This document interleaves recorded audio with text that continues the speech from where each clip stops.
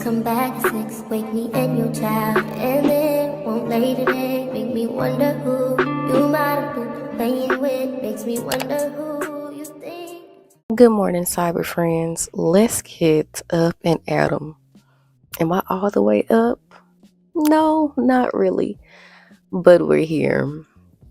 I'm gonna get myself together, eat some breakfast, and then head to the gym.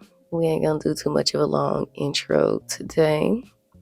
I ate all the stuff that was on my meal plan, or all the stuff that I intended to eat for my meal plan yesterday. I'm super excited about that. Day one completes of that. I'm about to start over and do it again. I had a super successful day at the gym yesterday. I don't know, I just feel like I should be 30 pounds lighter by Friday.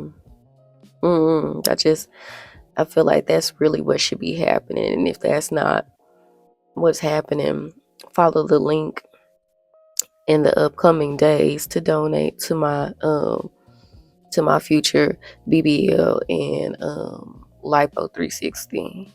Okay, so you already know we're just gonna get our morning going, do what we need to do, and I'll talk to you and see you throughout the day. Okay, but I ain't got too many words for you. I'm still waking up, respectfully. See? Yeah. All right. Have a good rest of your morning, friends. And here we are, my favorite part of the day, going to the gym. Again, I want my time management to get better, because I enjoy starting my day off at the gym. It sets the tone, makes me feel good about myself. The endorphins are high. It feels good to get that workout in. And I'm still technically starting my day with the gym, even though I'm starting later in the day, because my day isn't really starting until after I leave the gym. But I want that to be the first thing I do in the morning, not I wake up in the morning and I have to clock into work, do some stuff at work, eat my breakfast, do some chores. Like, I want to be able to get up and go straight to the gym. And the only way I can do that is if I get up and go to the gym on time to go before work. So we're going to keep striving for that, because there was a point in time where I was consistently getting up at 5 in the morning. We've strayed away so far, but we're going to get back there eventually soon. I never really cared for running, if I'm being honest with you. That's one of the reasons why I stopped playing basketball and moved to tennis. And I know you're thinking to yourself, tennis got a lot of running in it. Honestly, it really doesn't. You just, hopping from side to side. And honestly, your racket is an extension of your arm. If your racket is getting there, that's half of the leg work, baby. So it wasn't a lot of running, right? And then I didn't play professional. I played in high school, middle school, that kind of thing. So there wasn't nobody that was on professional level to where they'd be having me run up and down the court like that. But anyways, I've actually started enjoying running. I think when you're doing it on your leisure, you're doing it because you want to do it. You're doing it on your own time and your free will. You enjoy it a little bit more. So I do want to continue to run. I do want to actually participate in marathons and 5Ks and whatever the case may be. I do want to be able to get on the treadmill and be able to run the whole time. There was a point in time where I could barely run for like 30 seconds. Now, I can run for like 5 minutes without taking a little break, like a little jog, nothing too crazy. But I get the job done, and I'm not mad about it at all. But anyways, again, I'm doing some of the same things in the gym daily. And for the 30 days, I have been doing full body. I haven't really just been focused on upper body or lower body, one more than the other. But some days are more upper body heavy. Some days are more lower body heavy. But I'm wanting to make sure that I am working my whole body the whole time, this whole challenge. And to be honest, I looked at myself in the morning and baby, it was giving a little bit tea. I might have to do a little transformation pick for y'all from the beginning of the 30 days to the end, just so we can, really get into it. And I don't know if y'all have been paying attention. Like I said, I feel like there's a difference in my face. Like if you look at day one's video versus what my face looks like now, like you're starting to see my cheekbones and stuff more. They're starting to hollow out. The fat is kind of melting off my face. Like you see that little line going through my cheeks, like that wasn't there at the beginning. And usually that is a sign of me losing weight or whatever the case may be. And I have been weighing myself. The scale hasn't been going down too much, but you know how they say transforming fat into the muscle. So I'm not even tripping about the scale. I feel like my clothes are fitting better and I am getting smaller all around. More body recomp versus losing weight, but losing weight is still an ideal too. So I'm gonna do what I need to do to get it done because I got plans. So I need some pounds, some weight to come up off me, and I'm gonna get it off, you know, any means necessary. So that's what the workout is giving. You already know I don't play about them legs. You already know I don't play about doing no core. I've played about the upper body. So I'm tired of the back being big and the biscuits, honey. I'm not putting up with that no more. And of course, I'm now trying to add some extra cardio. I don't feel like I'm getting enough cardio in. Like I would really love to do more than 15 minutes, but doing the weights itself is like an hour and a half. And when I hit that 2 hour mark, baby, I'll be done. I'm ready to go. So we got to figure out how to fit it in. Welcome back, cyber friends. As you can see, I am clearly awake now, and we have done what we needed to do for the day for the most part. It's the afternoon time. It's about 1:17. So after this, my day belongs to me. I still have to do some editing, do some work, but for the most part, I'm good to go. So let's go ahead and do our last activity for the day, which is our journal prompt. And the question that I am going to pick from the shadow work journal is, what do I secretly judge in people and why? So, not gonna lie, when I am having conversations with people, I'm really big on not wasting my time, wasting my energy, whether that be talking to people in a friend standpoint, talking to a co-worker, talking to somebody in a romantic or platonic way. It does not matter. I do not care to waste time. So when I am talking to somebody, I am usually secretly judging them on their emotional intelligence. When they are telling me a story about something that happened to them in their life, or whatever the case may be, I'm seeing how they're describing it. Are you one of those people that just feel like the world is against you? Are you one of those people that's just super negative about any and everything?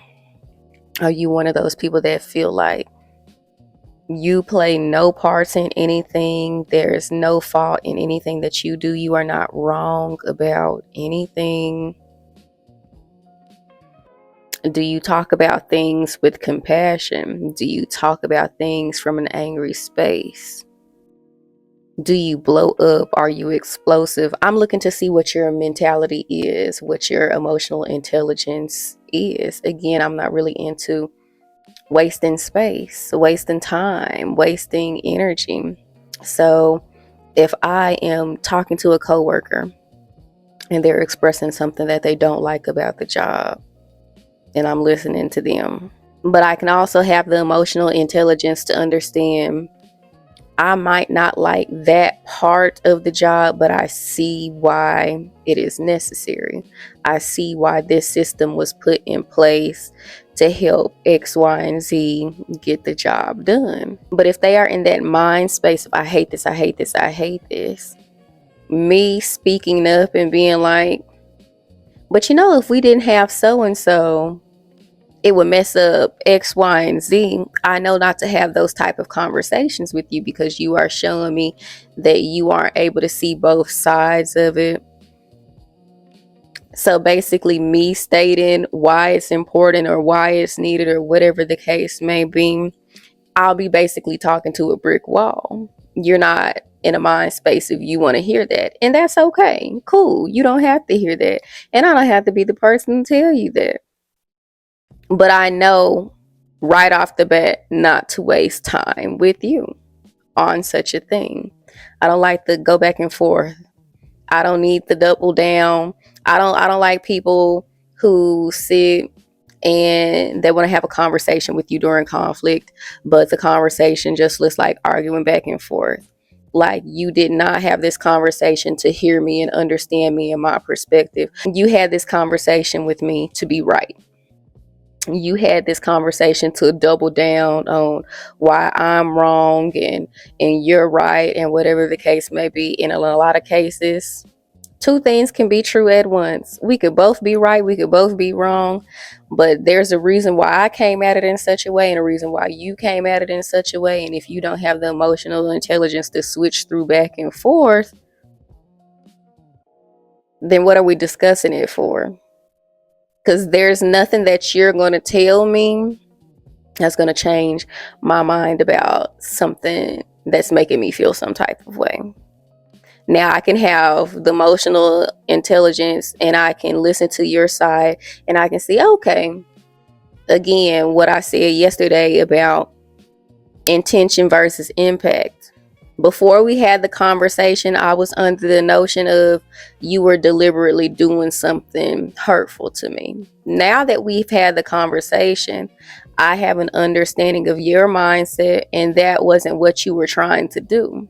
So I can take that layer out of I just believe you're this evil person and you were doing something hurtful to me. Now I've had the conversation with you and I've broadened my mind to see it wasn't that deep. But I still get to have my feelings of you didn't mean to hurt my feelings, but it absolutely did hurt my feelings. So when I'm having conversations with people in any way, shape, or form, whether it be something quick, a random stranger talking to me at the store, whether it be my best friend, whether it be somebody that I'm dating, like I am listening. I'm very into observing and listening. I feel like that's the best way to get to know people for real. I don't really care about awkward silence. It does not bother me. Somebody's gonna talk, somebody's gonna speak up. If I feel like I'm holding all the conversations, I will be quiet. I will see if the conversation is gonna fall or if you're gonna pick it up. Because what I'm not gonna do again, waste energy, and it's gonna be one-sided, and I'm always having to be the person that carries the conversations. I'm not doing that. So awkward silence does not scare me in any way, shape, or form. Honestly, I invite it. Honestly, I do it on purpose sometimes. Like some people cannot handle silence in any way, shape, or form. So it's interesting to me the people who cannot handle silence in the moment that you become silent and you're just, nothing's wrong in any way, shape, or form. You don't have an attitude. You're not stewing on anything. You're just naturally being quiet. They feel the need to fill the space up. And it's interesting the things that they feel the need to fill the space up. Or getting to know people and all they do is answer questions about themselves and they never ask you a single thing. Or if you ask them, what does this look like in your life? And they answer and then they just expect you to just answer back like, I'm not wasting my time and energy. You didn't ask me no follow-up questions. You didn't ask me how I felt about something. So I'm not going to take the liberty and put the opportunity on myself to just trauma dump and tell somebody something that they don't really care for, that they really truly don't want to know. It's obvious that I want to get to know you on a deeper level, but it's not obvious that you want to get to know me on a deeper level. And again, you don't have to. You don't have to feel the same ways towards me how I feel about you. But if I sit there and I talk to you and I observe you and I do that thing where I'm secretly judging, how you are coming at me, how you are coming at conversations, what your maturity is looking like, what your emotional intelligence is looking like. I know not to go down certain paths with you. And it didn't used to always be like that. I used to be able to observe someone is not mature enough to be having certain conversations with me, but I still say, let me give them the benefit of the doubt and have the conversation with them. And of course, it would be catastrophic. Of course, it would blow up in my face. Of course, we would never leave on the same page. Of course, we would leave the conversation worse than what we came into the conversation in. And I've already observed this person does not have the mental space, the mental capacity to hold me and my feelings in space for that as I do for them. So I absolutely am secretly judging people on that. And I don't feel bad about doing that. It's a rhyme and a reason. And I don't mean to be a judgmental person. I'm not trying to come off as a judgmental person in any way, shape, or form. I think there's reasons why people do what they do. There's a reason why you're so selfish. There's a reason why you're so negative. There's a reason for X, Y, and Z. And again, having the emotional awareness and being able to see things from both sides, I can see why this person acts like this. But that's not an excuse for you to act like this. Like, life situations shouldn't define you after a certain point.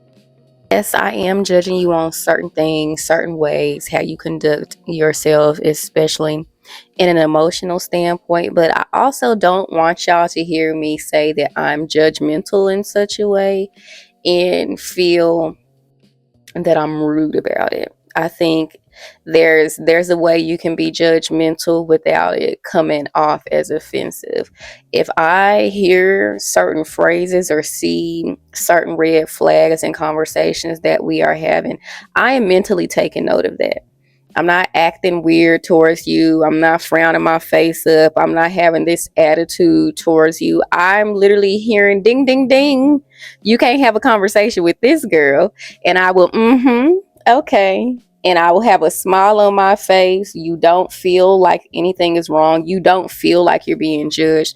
I'm not coming at you crazy. I'm not telling you, girl, that's a mess. You are wrong. Like, I'm not outwardly speaking out towards the different things that you are saying, because your life is your experiences, and me and how I perceive things don't matter to you in any way, shape, or form. And you gonna conduct yourself how you want to conduct yourself, and that's fine. And I'm gonna conduct myself and how I conduct myself. So the moment that I see that we're not here with it and we can't have a real conversation, and you're so stuck in pain, you're so stuck in negativity, my brain turns off at a certain point, and I'm just waiting for you to get done doing what you're doing or saying what you're saying.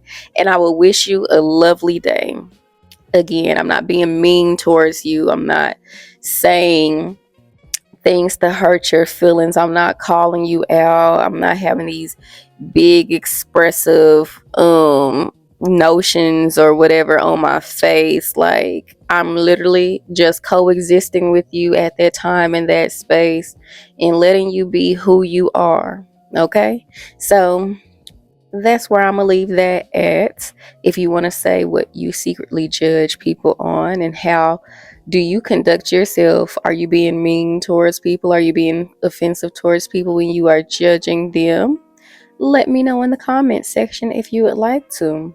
It's almost the middle of the week, almost the end of our challenge. And we're just going to keep it going, keep it rolling, keep it moving. I hope to see you on the next episode. Bye.